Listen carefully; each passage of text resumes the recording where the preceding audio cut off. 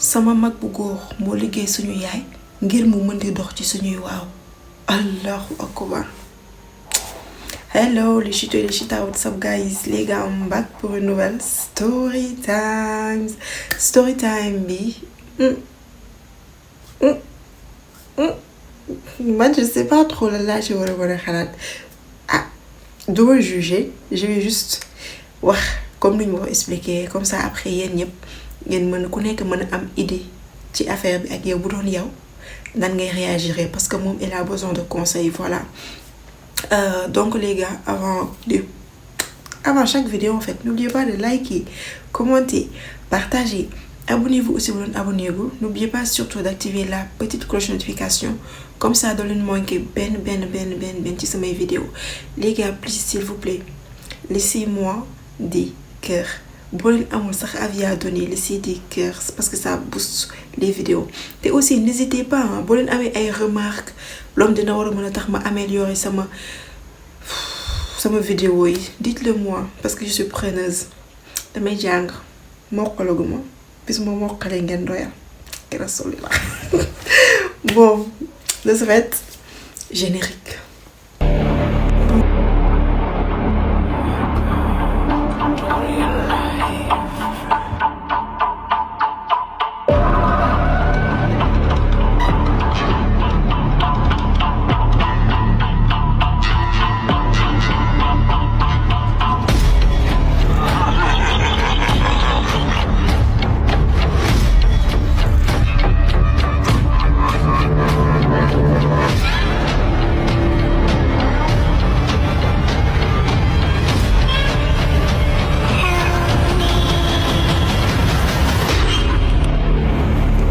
Story time bi ko partage len ko wowe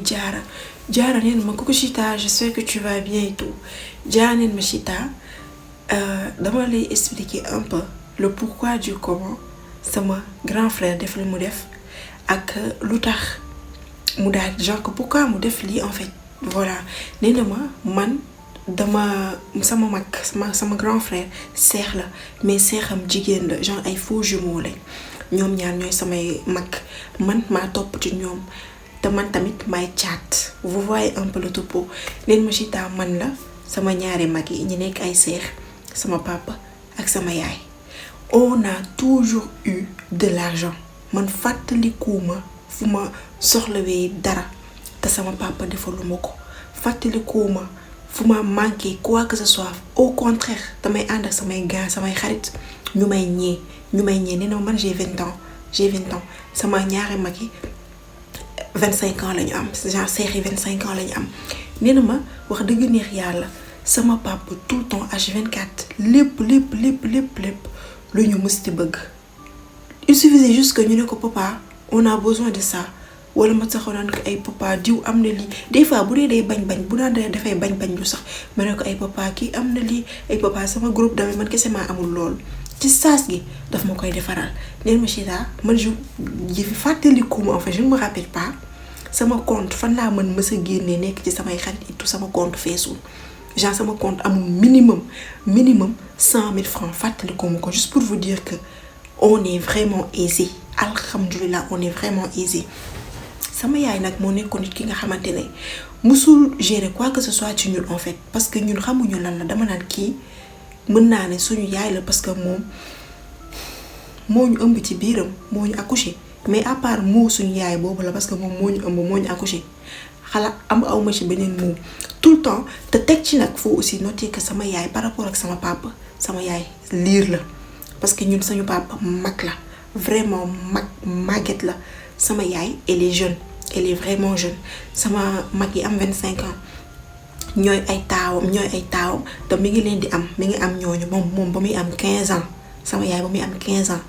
ci la am sama mag yi am 25 ans. Donc imaginez un peu xamna néna man je sais pas trop l'histoire ñom ñaar ñu démé ba marié xawma ba xam mariage arrangé la woon xawma ba xam dañ ko je sais pas trop en fait ba xam mariage forcé la woon man je connais pas cette histoire parce que kenn musuma ci wax dara mais je sais que ni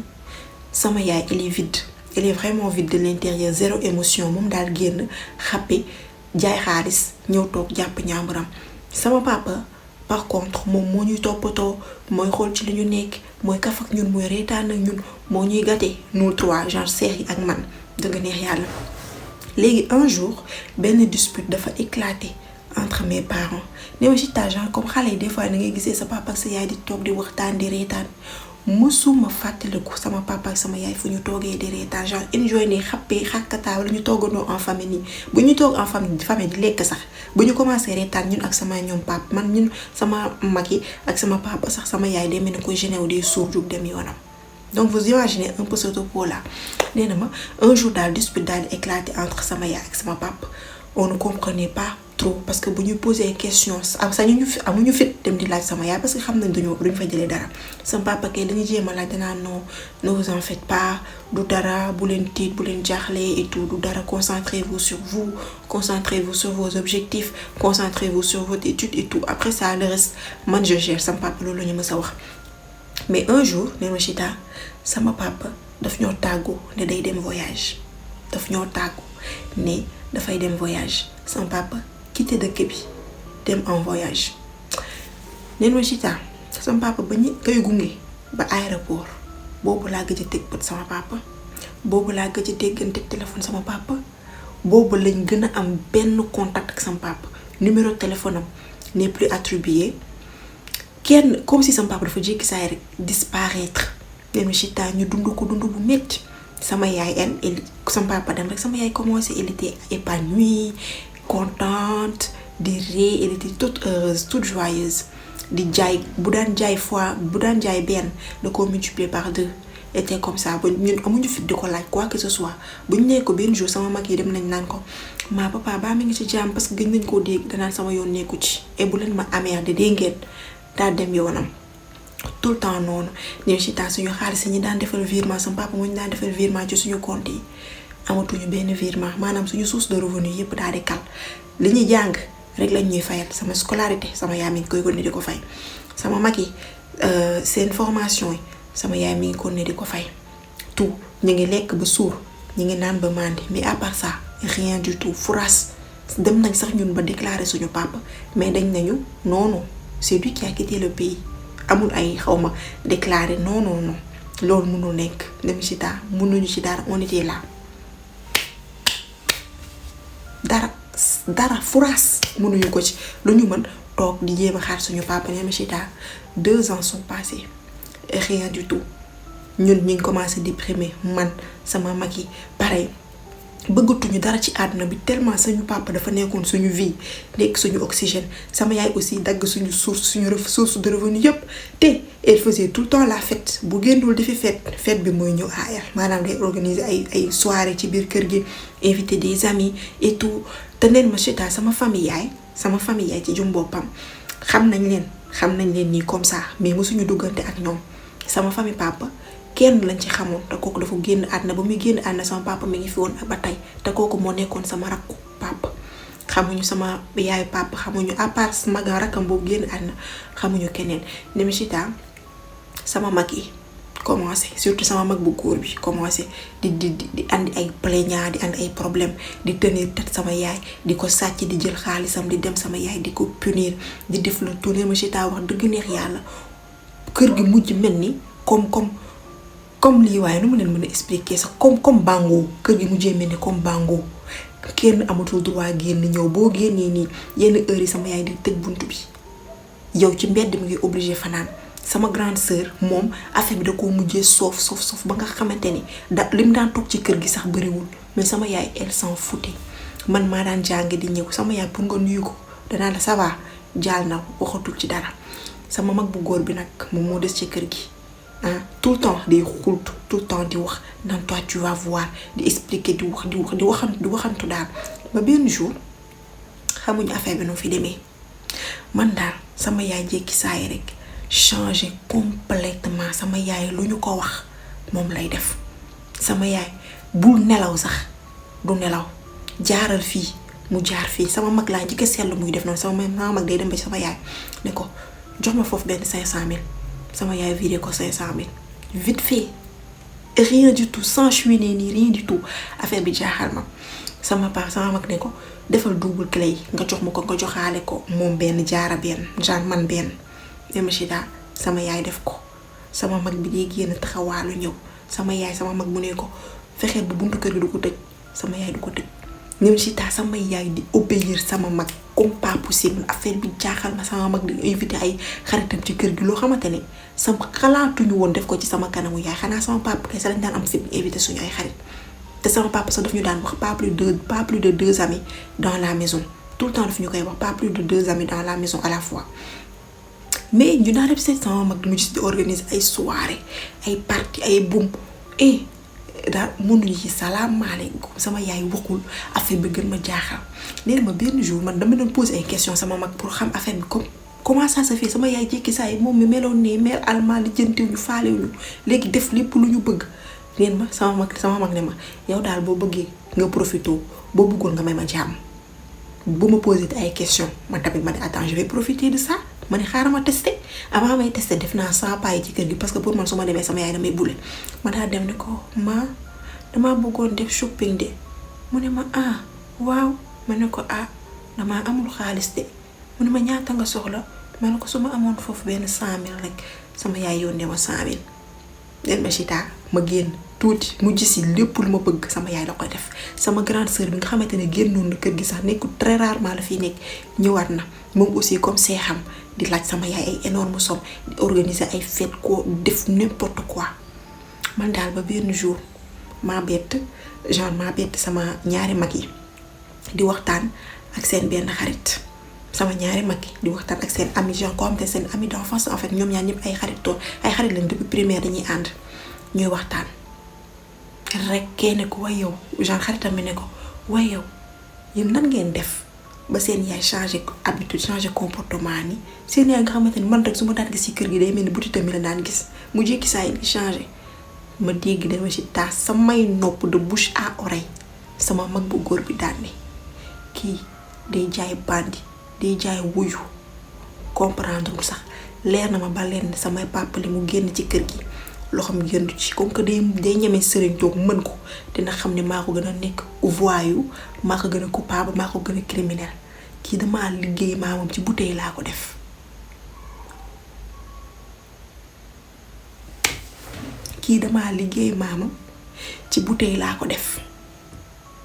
allahu akbar nen ma sita damaa dégg loolu ci saas gi dama commencé di loxo ma tiit samay tànk ba damb samay lépp damb ma jékki saay rek gaawantu ba sama yaram ñëw nekkaatee normal ma gaawantu rek dugg sama néeg ne ma sita ma nekk sama néeg tranquille di taxaw di xalaat di imaginer ma naan attends kon sama yaay kon changement de comportement wam biin yëpp dañ koo liggéey moo tax kon attends sama papa li mu génn kër gi sama yaay moo tax ne ma sita y avait toutes ces questions là dans ma tête muy poser sama bopp question ma naan ça est-ce que c'est bien li ma def nii genre li ma dégg nii est-ce que je dois dire ça à tout le monde genre dama war a wax pour sama mag ñu bàyyi li ñuy def et tout ma ci taa question yi di fes sama bopp je ne sais pas quoi faire mu gisee nag quand je regardais ma mère c'est comme si elle était vide ne ma ci taa sama yaay amatul benn émotion sama yaay pour mu lekk sax danga naan ko ma doo ñëw nga lekk ci lay doogay ñëw lekk ma doo dem nga tëddi ci lay doogay dem tëddi waa ma sa yére tilim na di doo sangu nga changer yére ci lay doogay dem sangu changer yére ne ma sita sama yaay comme robot la léegi comme robot te wax dëgg neex yàlla sama yaay ni mu meloon neexuma ba ci kanamu yàlla bëgg faalew ñu mën naa ne sama yaay sax mosuñoo bëgg mais li muy dund nii yéene ma ko kenn et je ne sais pas comment faire je ne sais vraiment pas comment faire pour génne sama yaay ci situation yi mu nekk ne ma sita dem naa jéem a waxtaan ak sama mag bu góor ma dem expliquer ma ne ko yow sama yaay li mu mel ni est-ce que liggéeyuñu ko genre waxuma ko damaa leen a dégg li ngeen di wax ma ne ko sama yaay ni mu mel ni est-ce que liggéeyoo parce que sama mag ne lu tax ma ragaloon ko wax il est vraiment capable ce gars ne ma sita ku dem ba capable liggéey yaayam man su ma waxee sañ na maa liggéey donc j'avais peur dama ko doon jéem a genre tester pour xool ba xam dinaa am fu mu ko war a mën a jaar ma ne ko maa léegi jaaxal na ma de qu'est-ce que liggéeyuñ ko, est-ce que duñ jéem a dem xool sëriñ. Man de damaa bëgg a dem xool sëriñ et tout. sama mag ne ma hey bul dof ba jinne jàpp la, kii musulaa bëgg, musulaa fonk, musulaa lijjanti ba tey ngay jaay seytaane xaw ma lan. bu ma sonal dégg nga laa la wax, boo mënee nga profité bu mu nga may ñu suñu jàmm. ne ma Chita foofu nag laa xamee ne que ni lii man su ma ci defee dara sax sama mag sañ na ko retourner contre man. moo tax j'ai peur ma dem ci sama sœur bi, maanaam seexam bu jigéen bi nga xam te ne xam na lépp. ma dem waxuma ko tamit dégg naa ko, ma ne ko yow sama yaay ni muy réagir nii nga yaakaar ni que si c'est normal. man jaaxle naa de sama yaay léegi par sur commande lay lekk, sur commande lay sangu, sur commande lay changer yére. kii buñ fi nekkatul nu muy def. sama xam nga lu ma ci tegal sama mag bu jigéen,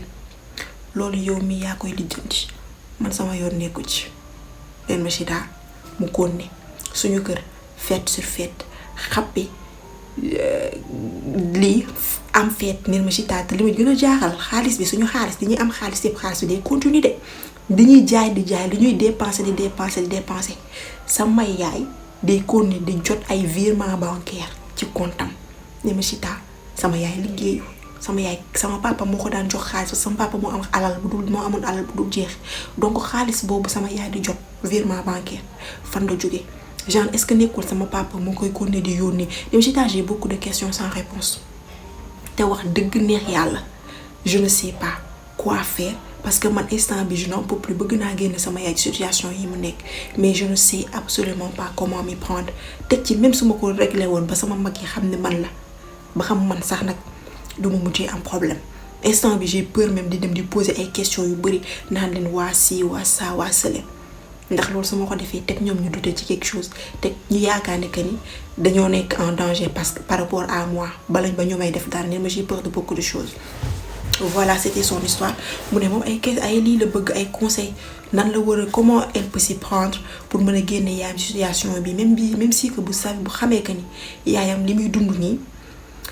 bu delluwaatee ci normalam li muy ñoom li ñuy dund vie bi ñu am ni dootuñu ko amati. mais nee na yaayam mérité wul lii, yaayam mérité wul lu muy dund nii. ne ma Chita kenn mérité wul li sama yaay dund nii. leen ma vraiment ensemble ay conseils laa bëgg. bon voilà c'était son histoire. yéen après ngeen wax lan ngeen ci xalaat. mais man personnellement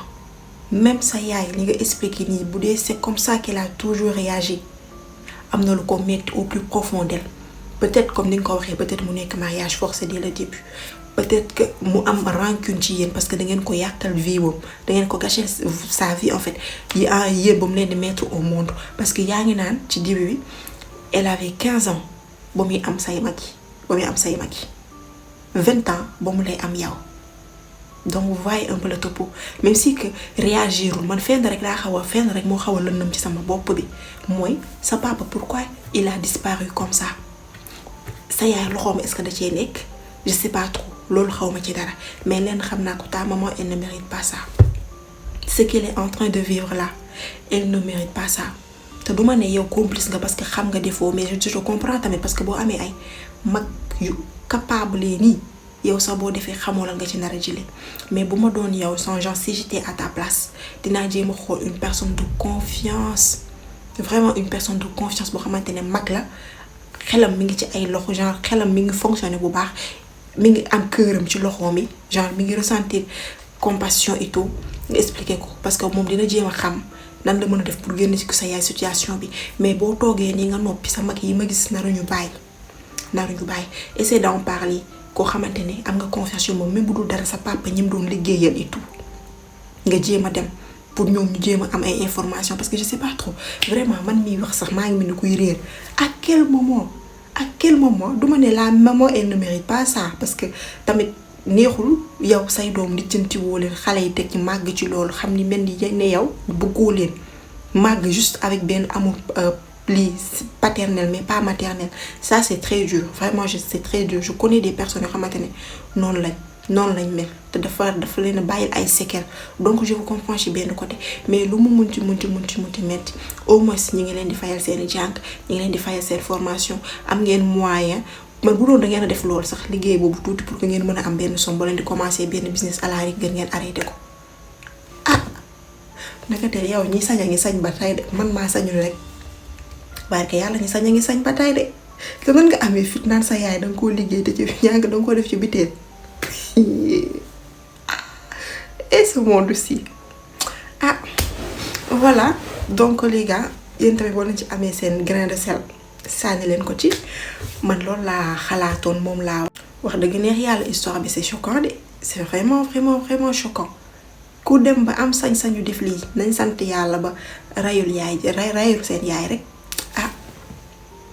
wax naa li ma ci xalaat. À vous aussi de dire ce que vous en pensez, la team, et on se donne rendez-vous à très bientôt pour de nouveaux storytime. N'oubliez pas de liker, excusez-moi, n'oubliez pas de laisser des cœurs, de commenter, avis à donner, laissez-moi des cœurs, partagez la vidéo et on se donne rendez-vous à très bientôt pour de nouveaux storytime. Bisous.